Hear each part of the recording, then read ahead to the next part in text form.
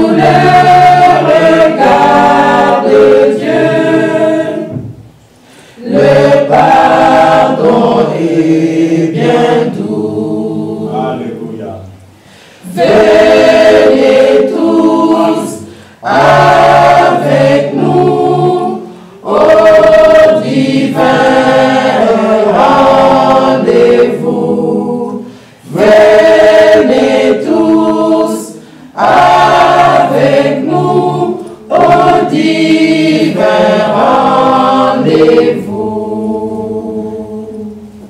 Venez tous avec nous au divin rendez-vous.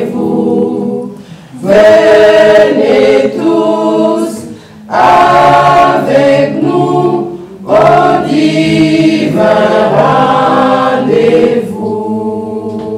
Que le Seigneur vous bénisse. Amen. Je vous salue dans le nom du Seigneur Jésus-Christ. Amen.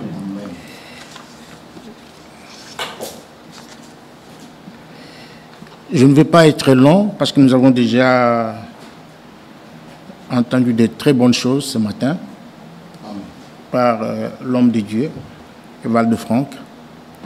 Mais je voudrais tout simplement vous rappeler l'importance de ce ministère, le ministère de Frère Franck. Ici, nous ne parlons pas de Franck, l'homme. Nous parlons de son ministère. C'est un ministère vraiment très, très important. Un ministère vraiment très, très important. C'est un ministère qui est lié à la préparation de l'épouse. Oui. Donc, sans ce ministère, la préparation de l'épouse ne sera pas bien préparée. Ça peut choquer quelqu'un, mais c'est la vérité. C'est un ministère vraiment très important que Dieu a placé dans son Église pour les élus. Il est uniquement pour les élus. Il n'est pas pour tout le monde, c'est seulement pour les élus. Parce qu'il y a des appelés, mais il y a aussi des élus. Et les élus comprennent la pensée de Dieu. Amen. Les élus connaissent les voies de Dieu. Amen. Les élus ont la révélation divine. Oui. Et les élus ont la foi et l'obéissance totale à la parole de Dieu. Amen. Nous l'avons entendu ce matin, que la parole de Dieu nous est adressée à tous. Elle nous est adressée à tous. Il y a beaucoup de gens qui négligent ce ministère. Évidemment parce qu'ils n'ont pas la révélation de ce que Dieu est en train de faire aujourd'hui. Dieu a envoyé un prophète, William Marion Branham. Il nous a apporté un message de la part du Seigneur. Et ce message a pour but de nous ramener dans la parole de Dieu. Amen. Dans la Bible. Amen. C'est ça le but de ce message. Et Dieu ne s'est pas arrêté à Frère Branham. Il a terminé son mandat en 1965. Et Dieu ne s'est pas arrêté en 1965. Non. Dieu a continué la marche avec son peuple. Amen. Il a continué avec son peuple. Donc l'exhortation de ce matin, c'est de donner que Dieu nous révèle, nous ouvre l'esprit pour que nous comprenions l'importance de ce ministère de Frère Franck. Il est vraiment important. Et je peux vous dire une chose qui va peut-être choquer quelqu'un. C'est que c'est lui qui néglige ce ministère, comme beaucoup le font aujourd'hui. C'est lui qui néglige ce ministère, c'est lui qui rejette ce ministère, n'aura jamais le Saint-Esprit. N'aura jamais le baptême du Saint-Esprit. Il ne sera jamais scellé du Saint-Esprit. Et par conséquent, il ne verra pas l'enlèvement. Il ne verra pas l'enlèvement. Parce que l'enlèvement est lié au scellement. Oui. Oui. Et le scellement n'est donné qu'aux élus. Oui. Amen. Donc, lorsque vous négligez ce ministère, vous allez manquer le but. Vous allez manquer l'enlèvement. Vous n'aurez pas le Saint-Esprit. Le salut, vous l'avez. Vous l'aurez. Vous êtes sauvés. Parce que c'est lui qui croit en Jésus-Christ est sauvé. Amen. Quiconque. Même dans les dénominations, c'est lui qui croit en Jésus-Christ, il est sauvé. Parce qu'il a reconnu, il a cru à l'œuvre accomplie à la croix de Golgotha. Amen. Il est sauvé. Mais quant à l'enlèvement, non. Il faut reconnaître ce que Dieu fait maintenant. Amen. Maintenant. C'est lui qui a rejeté Josué. N'a pas vu la terre promise. C'est clair. Oui. Lisez la Bible. C'est lui qui a rejeté Josué, qui s'est arrêté peut-être sur Moïse, et qui a négligé le ministère de Josué, n'a pas vu la terre promise. Il n'est pas entré. Et Dieu reste le même. Amen. Ce qu'il a fait hier, c'est ce qu'il fait aujourd'hui, et c'est ce qu'il fera demain. Amen. Il ne change pas. Vous voyez? Pourquoi j'ai dit cela? Lisons quelques écritures. Matthieu chapitre 10. Matthieu chapitre 10. Si nous voulons être bénis de Dieu, nous devons respecter ce que Dieu fait. Amen. Nous devons respecter les hommes de Dieu. Nous devons respecter l'œuvre de Dieu. Amen. Comme nous l'avons montré le vendredi. Maudit soit celui qui fait l'œuvre de l'Éternel avec négligence. Oui. Celui qui néglige les choses de Dieu, qui néglige les serviteurs de Dieu, qui néglige l'église du Dieu vivant, qui néglige la parole, il est maudit. Il est sous la malédiction. Matthieu chapitre 10, verset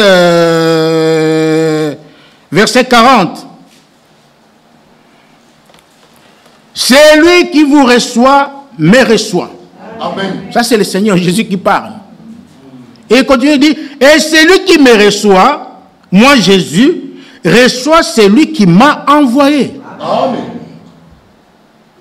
Donc, il faut recevoir l'homme de Dieu. Il faut recevoir celui que Dieu a établi. Lorsque vous le recevez dans votre vie, c'est Jésus que vous recevez.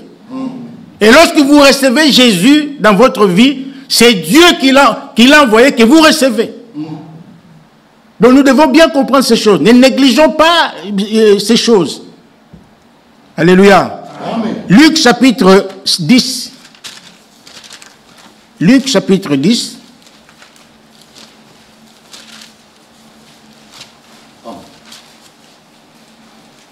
Le verset 16.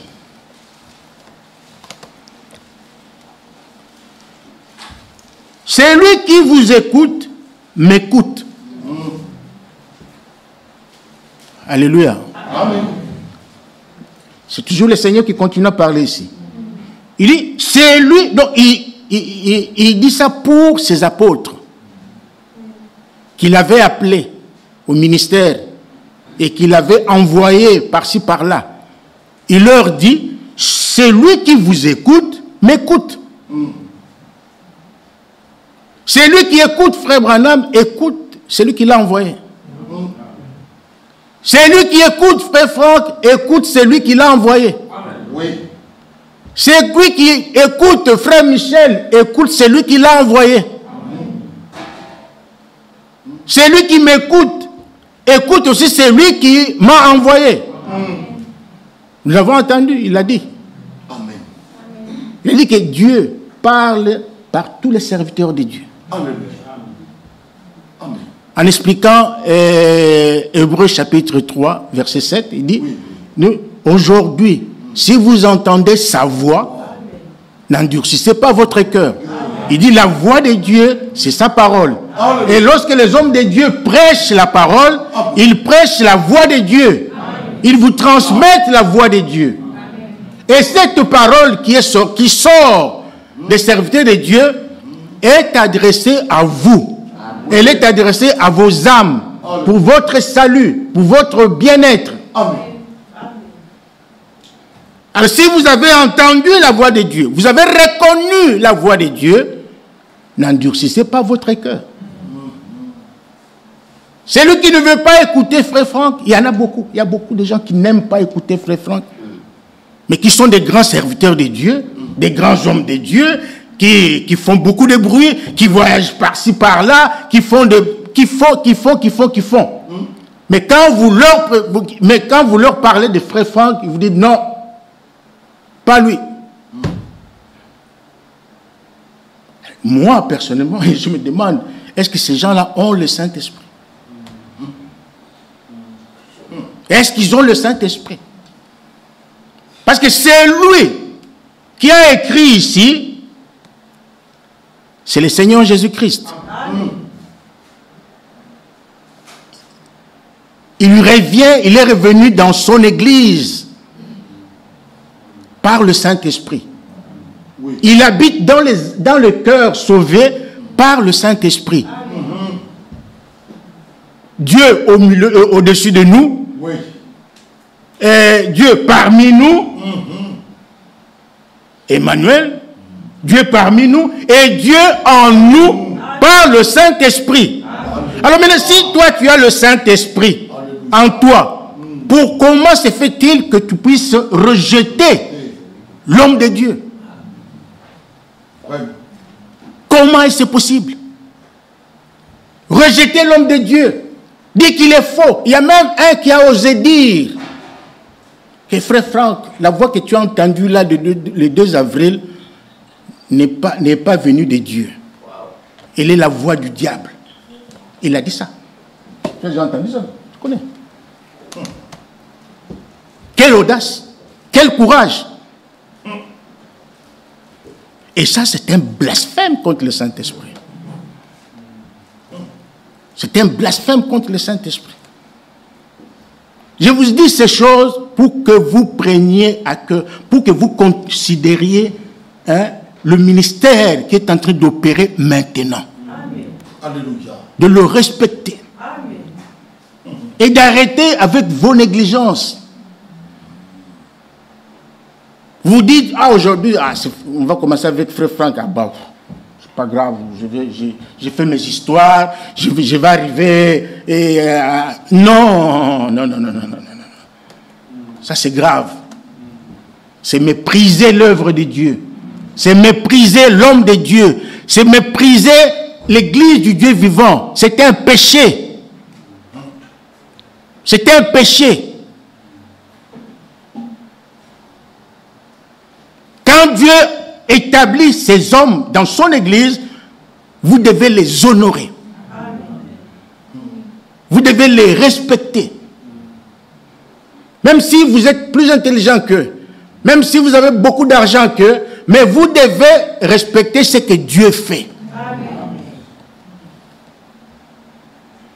Il continue, il dit, celui qui vous écoute, m'écoute. Et celui qui vous rejette, me rejette. Celui qui me rejette, rejette celui qui m'a envoyé. Prenez à cœur ces choses. Lisez les brochures, les écrits de Frère Franck. Lisez-les. Vous savez, moi, personne, moi qui vous parle, j'ai compris le message grâce au ministère de Frère Franck. Il y a beaucoup de gens qui lisent les brochures de Frère Franck qui ne comprennent rien. Qui vont interpréter à leur manière, ils vont prêcher n'importe quoi aux enfants de Dieu. Ils vont dire n'importe quoi. Parce qu'ils sont intelligents, parce qu'ils ont été à l'école, parce qu'ils ont été à l'université, parce qu'ils savent, parce que. Mais ne c'est pas ça. Les choses de Dieu, c'est par la révélation. C'est par la révélation. Je te loue, Père, Seigneur du ciel et de la terre, de ce que tu as caché ces choses aux sages et aux intelligents, et tu les as révélés aux petits enfants. Amen. Ceux qui veulent apprendre. Vous voyez? Donc il faut vraiment connaître les choses de Dieu par la révélation. Par la révélation. J'ai loué le Seigneur. Parce que notre sœur, comment ça s'appelle encore? Gloria. Si elle a pris cette décision-là, c'est parce que Dieu lui a révélé ce qu'elle ne connaissait pas. Amen. Nous étions tous des catholiques. Nous étions des protestants. Nous étions tous dans les dénominations.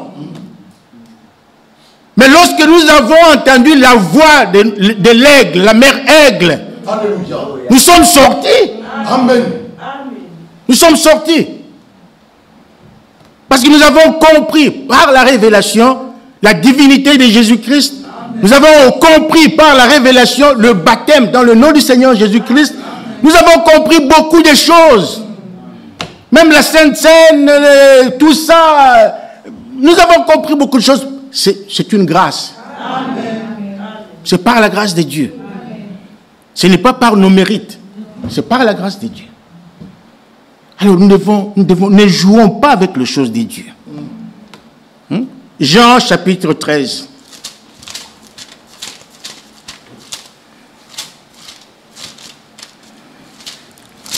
Hein, Gabriel, faut lire non seulement la Bible, vous la lisez seulement à l'église, mais à la maison, prenez du temps, prenez le temps de lire la Bible, prenez le temps de lire les brochures des frères Branham, de lire les brochures des frères Franck. Il y a beaucoup de choses vraiment très très importantes dans ces écrits-là. Vraiment des choses qui concernent notre vie. Oui. C'est vraiment la nourriture spirituelle que Dieu nous a donnée. Prenez, ne négligez pas, ne dites pas que non, je suis jeune. Bon, c'est juste là, c'est pour les vieux, c'est pour les papas. Non.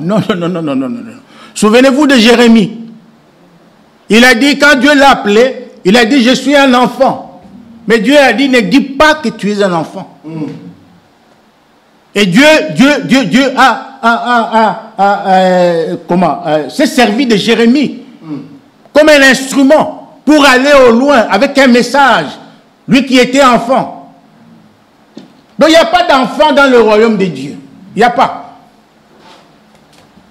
Lorsque vous avez pris votre baptême dans le nom du Seigneur Jésus-Christ, souvenez-vous que c'est un engagement que vous avez pris devant Dieu et devant les hommes.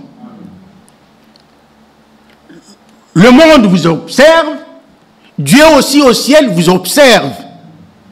Qu'est-ce que vous faites de la foi?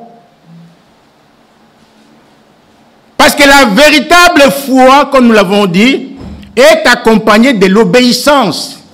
L'obéissance à toute la parole de Dieu. Que Dieu nous aide. Alors, j'étais où? Je lisais... Jean 13, oui, merci. Jean 13, le verset 20. En vérité, je vous l'ai dit, celui qui croit, ou plutôt, celui qui reçoit, celui que j'aurais envoyé, me reçoit. Amen. Dieu a envoyé Frère Franck. C'est lui qui l'a envoyé. C'est lui qui a envoyé Frère Branham avec un message. C'est lui qui envoie les vrais serviteurs de Dieu. Je ne parle pas de ceux qui s'autoproclament. Ou tous ceux qui sont établis par des églises, par des hommes. Non. Il y a en dehors de Branham, en dehors de Franck, il y a des véritables hommes de Dieu que Dieu lui-même a établis dans son église pour nourrir son peuple. Alors, je vous l'ai dit, c'est lui qui reçoit. Celui que j'aurais envoyé me reçoit. Alléluia. Amen. Et celui qui me reçoit, reçoit celui qui m'a envoyé. Vous voyez? Que Dieu nous aide à comprendre vraiment ces choses. Frère Franck a entendu plusieurs fois la voix de Dieu. Audiblement. Plusieurs fois. Je ne veux pas revenir sur tout ça, mais je prends seulement un témoignage, un de ces témoignages. C'était le 19 septembre 1976. Je crois que c'était au Canada, hein, je pense. Je ne sais pas, au Canada. Il a entendu la voix audible de Dieu qui lui a donné la commission. Il lui a parlé clairement que j'étais établi selon Matthieu 24, 45. 45 à 47. Il a entendu parler une voix audible. Et dans sa lettre de octobre-décembre 2014, il donne un témoignage puissant. Un témoignage puissant, suivez-moi très bien. Il dit, le Seigneur ressuscité m'a donné de sa voix pénétrante de prêcher sa parole. C'est ce que j'ai fait depuis plus de 50 ans. Donc, on est en 1914, on est en 2014 ici. Il parle déjà d'avoir servi Dieu il y a 50 ans. Donc, si nous ajoutons 2014 à nos jours, nous avons à peu près, je crois, 9 ans. Donc, il a déjà servi le Seigneur pendant 59 ans. Parce qu'il en avait reçu l'ordre, l'autorité de la part du Seigneur. Il lui a dit clairement, je t'enverrai de ville en ville. Ça, c'était en 62. Je t'enverrai de ville en ville pour prêcher. Tu te tiendras au milieu de mon peuple et ainsi de suite. Vous connaissez le témoignage. Il dit, c'est ce que j'ai fait depuis plus de 50 ans. Et conformément au commandement du Seigneur, j'ai également distribué la nourriture spirituelle que Frère Branham avait emmagasinée, laquelle se trouve dans ses prédications. Vous connaissez également ceux qui lisent, qui suivent ce ministère, savent comment il avait été voir le prophète aux États-Unis.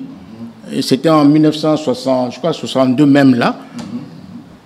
Et il s'est passé ce que vous connaissez. Si vous ne le connaissez pas, donc veuillez fouiller, vous découvrirez ce qui avait été, ce qui s'était passé. Alors, il dit, magasin laquelle se trouve dans les prisons. Frère Branham, écoutez bien, ça c'est maintenant important. Frère Branham a confirmé les deux choses par révélation et à cette même occasion, il a invoqué la bénédiction. Frère Branham, le prophète de Dieu, a invoqué la bénédiction sur moi par l'imposition des mains. Amen. Amen. Parce qu'il y a beaucoup de gens qui parlent beaucoup, qui dénigrent ce ministère. Mais ils ne savent pas que Frère Branham avait imposé ses mains sur Frère Franck.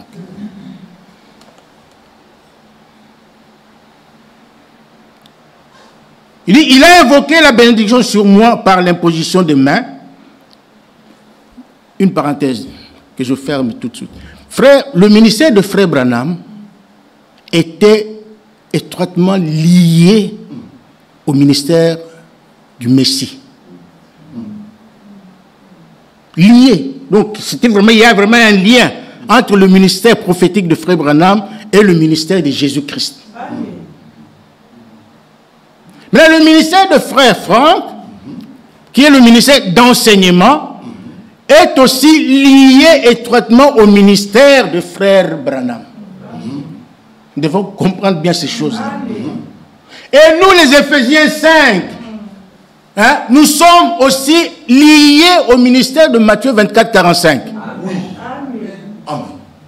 Parce qu'il est écrit dans Matthieu 24, 45, quel est ce serviteur prudent et sage? que son maître a établi sur les autres domestiques pour leur donner la nourriture spirituelle au temps convenable. C'est comme au temps de Joseph. Oui. Il y avait la famine. Ah, mais au temps de Joseph, Joseph avait été établi comme... comment je peux dire ça? Hein? Comment je peux... Aidez-moi. Hein? Oui, bon. Pharaon l'avait établi pour, voilà, pour distribuer la nourriture au peuple. Et lui, Joseph, ce n'était pas lui qui allait vers le peuple pour distribuer. Non, non, non, non, non. Il donnait, il y avait des commissaires. Des commissaires à qui il remettait la nourriture. Oui. Et eux aussi, à leur tour, ils distribuaient au peuple. Parce qu'il y avait la famine. Dieu ne fait pas des choses au hasard. Dieu ne fait pas des choses au hasard. Dieu ne fait pas du théâtre. L'Ancien Testament est l'ombre du Nouveau Testament. Le Nouveau Testament, c'est la réalité, la réalité, l'accomplissement même de ce qui s'est passé dans l'Ancien Testament. C'était une image, un type qui s'est réalisé dans notre temps. Alors, lui, Éval de Franck, a été établi, selon Matthieu 24, 45 à 47, sur d'autres serviteurs de Dieu. Sur moi, sur Frère Michel, sur Jean-Claude, sur Ephraim et tout ça. Donc, nous sommes là même les Sam Kitoko qui arrivent, et tout, nous sommes tous sous. Et notre devoir est de recevoir ce que l'homme de Dieu nous donne, l'écrit, et puis nous venons aussi à notre tour vous les donner. Donc il n'y a rien à négliger. Il n'y a rien à mépriser. Je ne sais pas si vous me suivez. Hein? Il dit, il a invoqué la bénédiction sur moi par l'imposition de main. Et il continue, il dit, ce ministère est relié de manière directe avec le mandat du prophète. Avec le véritable message et avec Dieu. Il continue, je crois avec tous les élus, ce qui a été dit le 11 juin 1933, ainsi tu seras envoyé avec un message qui précédera la seconde venue de Christ. Nous rejetons la version, bon, ça c'est pas vraiment important, mais lorsqu'il dit qu'il a invoqué la bénédiction sur moi par l'imposition de main, nous allons lire dans la Bible pour vous montrer que Dieu il est vraiment terrible. Il est terrible. Nombre 27. Lisons dans Nombre chapitre 27. Là, vous verrez que Moïse, donc ce qui s'est passé entre frère Branham et frère Franck, c'était déjà passé dans l'Ancien Testament entre Moïse et Josué. Vous me suivez? Amen. Nombre 27. Je vous en supplie, ne négligez pas ce ministère. Vraiment, je vous en supplie. Honorez ce ministère. Quand vous savez qu'il y a Zurich, il y a Krefeld, venez à temps. Parce que c'est un culte comme tous les autres cultes. Venez à temps, suivez cet homme. C'est la parole de Dieu. Vous avez été, ceux qui ont suivi ce matin ont été bénis. Hein? Amen. Ont été bénis. Alors, verset 15. Moïse parla à l'Éternel et dit, que l'Éternel, le Dieu des esprits de toute chair, établisse sur l'assemblée un homme qui sorte devant eux et qui entre devant eux, qui les fasse sortir et qui les fasse entrer, afin que l'assemblée de l'Éternel ne soit pas comme des brebis qui n'ont point de berger. L'Éternel dit à Moïse, prends Josué, fils de Nun, homme en qui réside l'esprit, et tu poseras ta main sur lui. Tu le placeras devant le sacrificateur Éléazar et devant toute l'assemblée, et tu lui donneras des ordres sous leurs yeux. Amen. Verset 20. Tu les rendras participants de la dignité, afin que toute l'assemblée des enfants d'Israël l'écoute. Il se présentera devant le sacrificateur Éléazar, qui consultera pour lui le jugement de l'Urim devant l'Éternel. Et Josué, tous les enfants d'Israël avec lui, et toute l'assemblée sortiront sur l'ordre d'Éléazar et entreront sur son ordre. Maintenant, écoutez le verset 22 et 23. Moïse fit ce que l'Éternel lui avait ordonné. Il prit Josué et il les plaça devant le sacrificateur Éléazar et devant toute l'assemblée. Verset 23. Il posa ses mains sur lui et lui donna des ordres comme l'Éternel l'avait dit par Moïse. Et c'est ce qui s'est passé entre frère Franck et frère Branham. Le prophète de Dieu a imposé ses mains. Moïse n'était pas, Moïse était prophète, mais Josué n'était pas prophète. Frère Branham est prophète, était prophète de Dieu, mais frère Franck n'est pas prophète. Mais ils ont reçu l'ordre de Dieu d'imposer les mains sur ces gens-là. Donc nous ne faisons pas des choses au hasard ici. Nous sommes, comme nous l'avons toujours dit, au bon endroit. Oui. Et nous ne faisons pas des choses en vain. Non, non, nous ne perdons pas notre temps ici. Nous venons ici parce que Jésus-Christ revient bientôt. Nous sommes en préparation. Alléluia. Hein? Que Dieu nous aide. Il faut reconnaître ce ministère.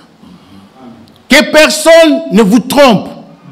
Vous pouvez entendre en dehors beaucoup de voix, beaucoup de sons. Ah, attention, et ceci, c'est un séducteur, c'est un ceci. Attends. Non, non, non, n'écoutez pas cela. Mais écoutez la voix de votre cœur. Écoutez la voix de votre cœur. Parce que Dieu parle. Il faut être convaincu de ce que vous faites. Amen. Il faut vraiment être convaincu. Parce que la foi est une ferme assurance des choses qu'on espère. Une conviction. La foi est une conviction. Il faut être convaincu. Frère m'a prêché ici, soyez certain de Dieu. Il faut être certain de Dieu. Vous devez être certain de ce que vous faites. Même ma soeur Gloria, il faut sois certaine de ce que tu fais. Sois certaine. Il faut vraiment mettre la foi en application. Parce que la foi, c'est Dieu qui la donne. Amen. Si c'est Dieu qui t'a donné cette foi-là, attache-toi à la parole de Dieu. Accroche-toi à la parole de Dieu. Que personne ne t'arrête. Qu'on ne vienne pas te donner de faux conseils. Qu'on ne vienne pas te dire n'importe quoi. Non. Toi, écoute la parole de Dieu. Amen. Garde la parole de Dieu. Et que Dieu te bénisse comme tu as promis de venir régulièrement pour écouter la parole de Dieu. Tu n'as pas promis ça à Frère Michel, mais c'est à Dieu. Amen. Que Dieu nous aide. 1 Pierre, chapitre 2. J'ai dit que je ne serai pas longtemps et je ne serai pas long. Mais lisons quand même 1 Pierre, chapitre 2. C'est toujours à propos de la foi. Pierre dit, verset 7, « L'honneur est donc pour vous qui croyez. » Amen. Alléluia. L'honneur est pour vous qui croyez. Donc si vous avez vraiment la foi véritable, la foi biblique, vous êtes un homme heureux. Vous êtes une femme heureuse. Amen. Si vous croyez, selon les Saintes Écritures, Dieu va vous honorer. L'honneur est pour vous qui croyez. Parce que la foi est un don. C'est un don spécial. C'est quelque chose de spécial. Tu peux tout manquer dans ce monde, mais si tu as la foi en Jésus-Christ, tu es l'homme le plus béni. C'est vrai. C'est la vérité. Pourquoi la Bible dit que l'honneur est pour vous qui croyez? C'est parce qu'il y a aussi les incrédules. Il dit, mais pour les incrédules, la pierre qu'ont rejeté ceux qui bâtissaient est devenue la principale des langues. Et une pierre d'achoppement, un rocher de scandale. Ils se heurtent pour n'avoir pas cru à la parole, et c'est à ceux-là qui sont destinés. Le ministère de Frère Franck est devenu une pierre d'achoppement pour beaucoup. Pour beaucoup de prédicateurs même. Beaucoup d'églises. Ils sont achoppés. Pas à cause de ce ministère. Pourquoi? La Bible dit, ils se heurtent pour n'avoir pas cru à la parole de Dieu. Ils pensent avoir cru au message, mais n'ont pas cru au message. Ils n'ont pas vraiment cru au message. Parce que c'est lui qui a cru au message, comprendra ce que Dieu fait maintenant. Je ne sais pas si c'est dur, mais vous devez comprendre ce que je veux dire. Il faut comprendre ma pensée.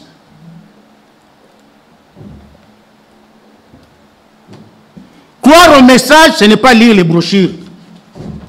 Lire les brochures et retenir ce qui est écrit là-dedans, mémoriser cela et venir devant les gens commencer à réciter. Non, c'est pas ça croire au message. Croire au message, c'est comprendre la volonté de Dieu maintenant. Qu'est-ce que Dieu nous a dit dans ce message? Parce qu'il y a des vierges folles et le vierge sage. Ah oui.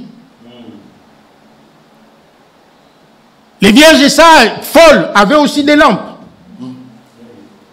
Les vierges folles ont aussi des lampes. Mais quand le moment est arrivé, l'époux a rejeté le vierge folle et il a pris avec lui le vierge sage. Pourquoi? Parce qu'ils avaient la lampe, mais ils n'en avaient pas la révélation. Ils avaient la parole, mais ils n'en avaient pas la révélation. Vous voyez? Mais le sage avait reçu le message et aussi la révélation du Saint-Esprit. C'est pourquoi ils sont partis avec l'époux dans la maison. Vous voyez? Donc nous devons comprendre ces choses. C'est pour nous. Dieu s'adresse à nous. Dieu nous parle à nous. Alors pour terminer, mes frères et sœurs, ce n'était qu'une petite exhortation en rapport avec le message, le ministère de Frère Franck. J'avais ça depuis les jours passés.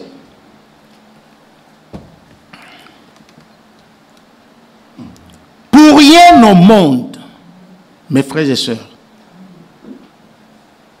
ne vous laissez pas ébranler, ne vous laissez pas séduire. Ne vous laissez pas séduire par les voix qui parlent.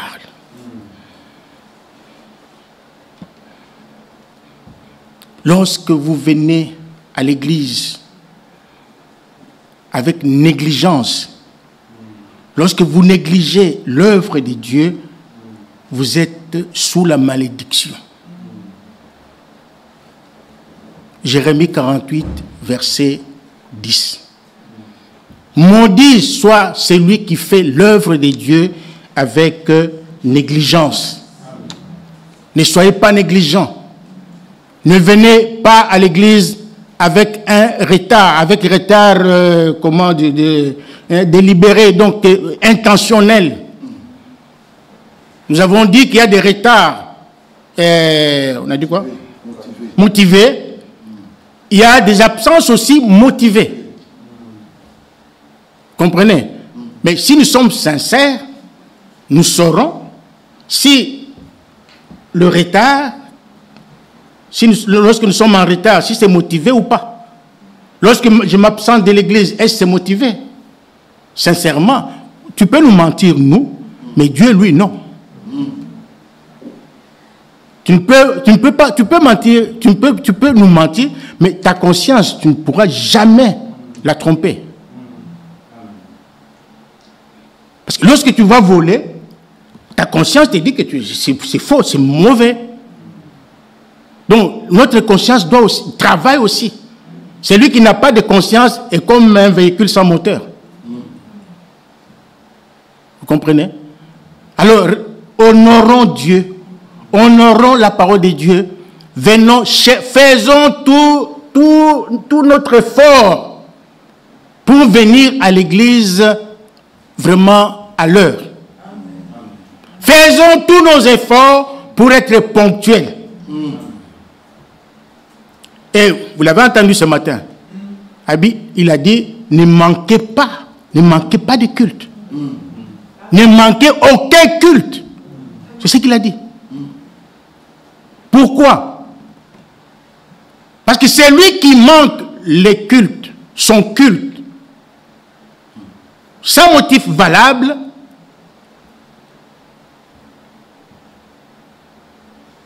il pêche volontairement. Il commet un péché volontaire. Hébreux chapitre 10, à partir du verset 26 jusque là en bas. Lisez-le. Il pêche volontairement. C'est un péché volontaire. Écoutez ce que Frère Franck dit à ce sujet. Lettre circulaire 22. Il dit, j'ai encore combien de temps? Il dit, précisément maintenant, d'abord, le grand titre dans cette lettre, c'est « Sérieux avertissement ». Si vous lisez la lettre circulaire 22. Il dit, précisément maintenant, où nous sommes si proches du retour de Jésus-Christ, le passage biblique suivant prend une signification toute particulière. C'est Hébreux 10, verset 25. N'abandonnez pas votre assemblée, ainsi de suite. Vous connaissez le passage.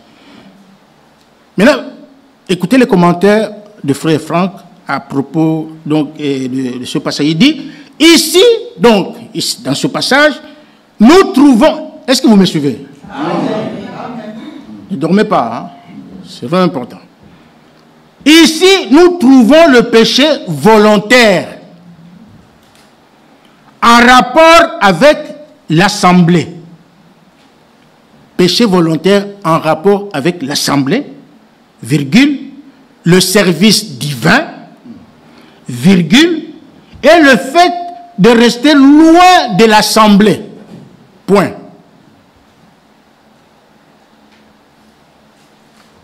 Donc, lorsque vous restez loin de l'assemblée,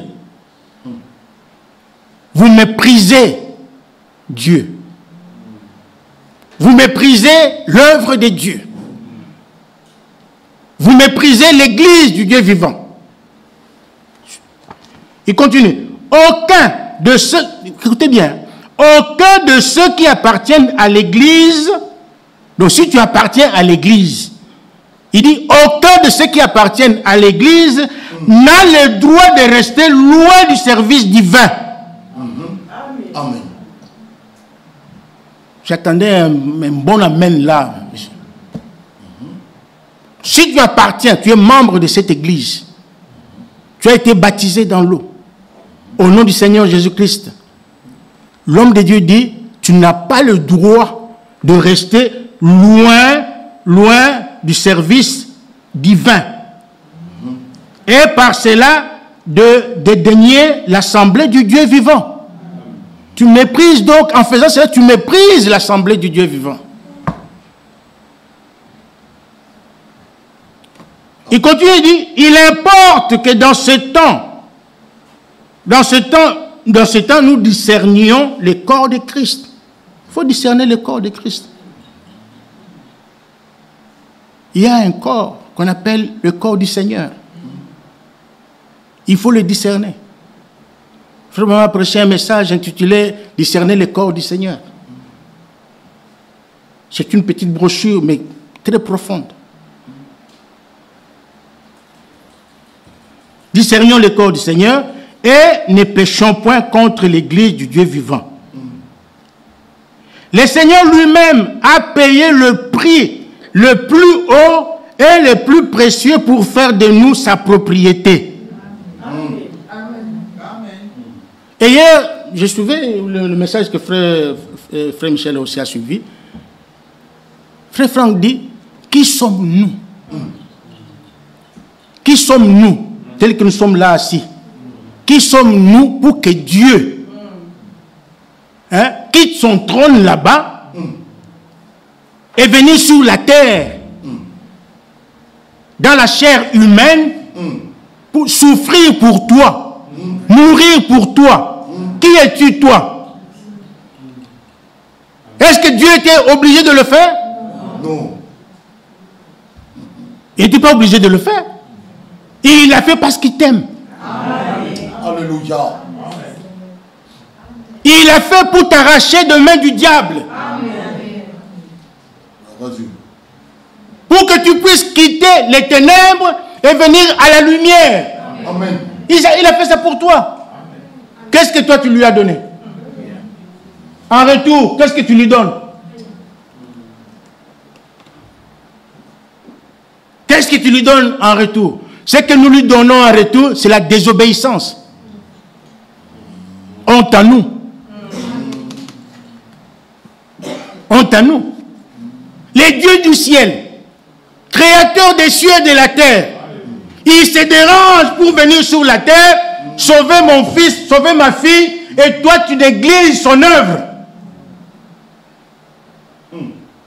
Tu viens dans sa maison quand tu veux, comme si tu marchais dans ta chambre à coucher. Tu viens à l'heure que tu veux, tu ne respectes même pas. Mais non, c'est grave. C'est grave.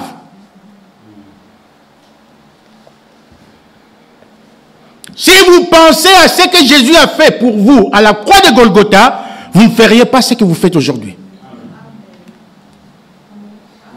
C'est parce que vous n'avez pas encore compris. Et si vous n'avez pas encore compris, je me demande si vous avez fait l'expérience du salut. Il faut qu'on arrive à faire cette expérience. C'est pour nous dire qu'il faut que chacun de nous fasse l'expérience du salut. C'est vraiment important. Quand tu as fait cette expérience-là, tu ne vas plus jouer avec le feu. Tu ne vas plus jouer avec le feu. Souvenez-vous de la femme, la veuve de Sarepta. Cette femme, il y avait la famine. Et l'homme qui avait annoncé la famine était devant elle. Élie le Tishbite. Il lui demande de l'eau. Avec empressement, il a amené de l'eau. Mais là, il lui dit, j'ai faim. Fais-moi un gâteau. La femme dit, l'Éternel est vivant. J'ai seulement une petite poignée de farine, un peu d'huile. Donc, j'ai fait ça pour moi et pour mon fils. Nous mangeons et après nous mourrons. Parce qu'il y avait la famine dans le pays. Mais l'homme de Dieu lui dit, fais ce que tu dis là, mais d'abord, j'aime beaucoup ce mot-là, d'abord fais pour moi. Il était le représentant de Dieu. Il dit, d'abord fais pour moi, et ensuite tu feras pour toi et pour ton fils. Parce que ainsi dit le Seigneur. Cette femme n'a pas discuté avec Élie. Elle n'a pas dit, comment cet homme, d'où il vient, hein? Avec sa barbe, je ne sais pas d'où, peut-être, je ne sais pas, peut-être que ça puait, je ne sais pas, mais que je fasse, que je fasse un petit gâteau pour lui. Et mon fils, elle n'a pas discuté. Pourquoi? Parce qu'elle a mis Dieu au premier plan. Il a placé Dieu en premier. Elle a fait ce que le prophète lui avait demandé. Et la Bible dit que cette femme-là n'a plus manqué la farine. Chaque fois qu'elle allait prendre la farine, il y avait toujours de la farine. Chaque fois qu'il allait prendre de l'huile, il avait toujours de l'huile. Donc, il n'avait plus manqué de rien. Et Dieu l'a béni. C'est la même chose avec nous. Lorsque nous donnons la première place à Dieu dans notre vie, Dieu nous bénira. Dieu nous bénira. Frère Michel l'a dit tout à l'heure, pour les examens, tu ne viens plus à l'église. Il y a d'autres qui vont même demander qu'on leur ajoute les heures supplémentaires. Parce que le salaire qu'ils ont ne suffit pas. Mais que dit Jésus? Jésus a dit, cherchez premièrement le royaume de Dieu et sa justice, et le reste vous sera donné par-dessus. C'est parce que nous manquons la foi. C'est vrai. Nous sommes incrédules. Et si nous ne voyons pas la main de Dieu dans notre vie, c'est à cause de notre incrédulité. Oui.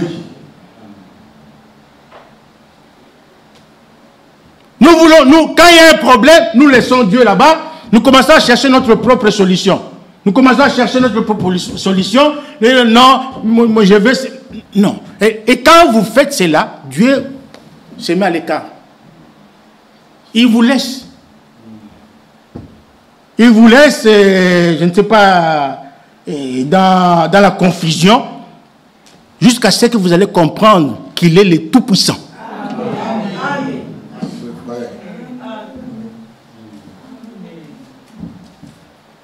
Dieu n'abandonne pas ses enfants.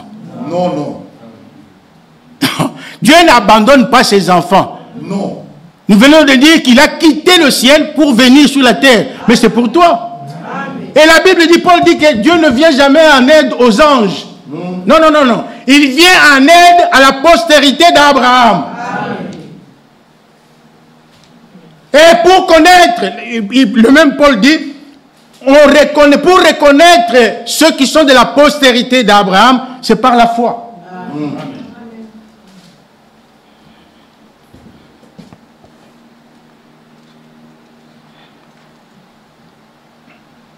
Alors, frère Franck continue, il dit, le Seigneur lui-même a payé le prix, le plus haut et le plus précieux, pour faire de nous sa propriété. Par le Saint-Esprit, l'Assemblée sera réunie à l'organisme vivant du corps de Jésus-Christ. En son temps, donc au temps de Jésus, en son temps, Jésus avait dit à ses disciples, vous serez tous scandalisés, car il est écrit, je frapperai le berger et les brebis seront dispersées. Mais ensuite, ils se sont rassemblés pour avoir communion avec lui et entre eux. C'est vraiment important, cette communion-là. Avoir communion avec lui, le Seigneur, et avec nos frères et sœurs. C'est vraiment important. Alors, jusqu'à ce qu'ils aient reçu la promesse du Père, en tant qu'enfants de Dieu, nous devons prendre garde à nos réactions. Nous devons prendre garde à nos réactions, et c'est là plus particulièrement dans une situation critique. Même s'il y a une situation critique, mais nous devons prendre garde à nos réactions. Comment est-ce que nous réagissons? Parce que dans tout, il faut chercher l'intérêt de Dieu. Il faut chercher l'intérêt de Dieu. Tu veux faire quelque chose, tu dois poser la question, quel est l'intérêt de Dieu dans ça? Si je fais ceci, si je fais cela, qu'est-ce que Dieu va bénéficier? Vous comprenez? Quel est le bénéfice de Dieu? Donnez à Dieu la toute première place dans votre vie. Donnez-lui toute votre vie. Qu'il en soit le gérant. Qu'il gère votre vie lui-même. Oui, oui. Tu travailles. Ne cherche pas. Cherche les heures supplémentaires en dehors du jour des cultes. Vraiment. Tu peux faire autant que tu veux. 10 heures, 20 heures par jour. C'est ça, c'est ton problème. Ça dépend de tes muscles. Mais pas les jours du culte. Les jours du culte, il faut honorer Dieu. Non. Et pour terminer, laissez-moi vous lire une citation de frère Branham dans Qu'est-ce que le Saint-Esprit, à la page 13. C'est toujours un rapport avec notre négligence. Il dit ceci. Je travaillais au chemin de fer avec Harry Waterbury. Je ne sais pas si je prononce ça bien. Nous allions là-bas pour charger un wagon. Mon frère Doc s'était né à l'arrière pour aider à charger les wagons. Quand un wagon était chargé, l'inspecteur, on le voit, ça se fait dans les ports, à Anvers et tout ça, donc partout, il y a toujours des wagons et des conteneurs dans lesquels on charge les histoires, les marchandises. Alors, quand l'inspecteur vient pour vérifier, et s'il s'y trouve quelque chose qui soit mal attaché, il ne plombait pas ce wagon tant qu'il n'était pas complètement chargé et bien en ordre. De sorte que les chaos, c'est-à-dire les secousses de la route, ne puissent endommager le chargement. Et continue, c'est exact, non? Dites oui. Et continue, il dit, il en est de même pour nous. Il en est de même pour nous. Nous sommes aussi comme des conteneurs. Nous sommes comme des wagons. Nous avons besoin d'être scellés du Saint-Esprit. Mais avant que Dieu scelle nos âmes, il doit d'abord envoyer un inspecteur qui doit vérifier notre vie, qui doit vérifier notre cœur. Qu'est-ce qu'il y a dans le cœur? Est-ce qu'il y a l'animosité dans ton cœur? Est-ce qu'il y a encore la jalousie dans ton cœur? Est-ce qu'il y a encore les adultères dans ton cœur? Est-ce qu'il y a encore la débauche dans ton cœur? C'est son travail, il doit vérifier, voir toutes ces choses-là. Est-ce qu'il y a encore le monde dans le cœur? S'il y a encore le plaisir du monde dans ton cœur, il ne va pas sceller le wagon. Alors, il continue, frère, il en est de même pour nous. Lorsque nous ne recevons pas le sceau, écoutez bien, lorsque nous ne recevons pas le sceau, c'est parce que certaines choses en nous ne sont pas en ordre. Oui. Dites amen à ça. C'est parce que beaucoup de choses ne sont pas en ordre en nous. On ne dit pas que vous n'êtes pas enfant de Dieu. Non. Vous êtes enfant de Dieu, mais il y a encore certaines choses qui tremblent encore dans votre cœur. Vous voyez? Alors il continue, il dit, quand l'inspecteur vient vérifier votre vie, pour voir si nous ne sommes pas un peu trop négligents en toutes choses, un peu négligents dans notre vie de prière, un peu négligents dans notre caractère, un peu trop négligents en parlant des autres, il dit, il ne pourra pas sceller le wagon. Il ne pourra pas. Vous critiquez votre soeur, vous critiquez votre frère. Il y a encore ça en vous, il ne scellera pas le wagon. Non. En toi, il y a encore la jalousie. Il y a même la calomnie. Je suivais Frère Franck toujours. Il dit la calomnie. Non, nous l'avons tous. Ah, c'était le jour de la GAP. Beaucoup peut-être n'ont pas suivi. Mais il a demandé, il a dit la calomnie est une sorcellerie. Celui qui calomnie son frère, celui qui calomnie sa sœur est un sorcier.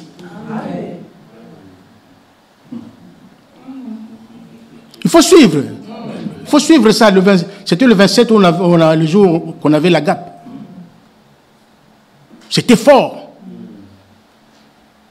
Et vous êtes c'est ma frère René qui est fort. Non, mais écoutez. Donc, il ne pourra pas sceller le wagon. Point. Quelques mauvaises habitudes, quelques mesquineries, quelques vulgarités d'esprit, et il ne peut pas sceller le wagon. Mais, quand l'inspecteur a trouvé tout en place, alors il met le sceau. Amen. Et que personne ne brise ces sceaux jusqu'à ce que la voiture arrive à destination. Amen. Éphésiens 4:30. N'attristez pas le Saint-Esprit par lequel vous avez été scellés jusqu'au jour de la rédemption. Nous cherchons le Saint-Esprit, non? Nous cherchons le Saint-Esprit. Alors vivons ce que la parole. Donc la parole de Dieu nous est adressée. Faisons ce que la parole de Dieu nous demande. Ayons foi et l'obéissance à toute la parole de Dieu. Que le Seigneur vous bénisse.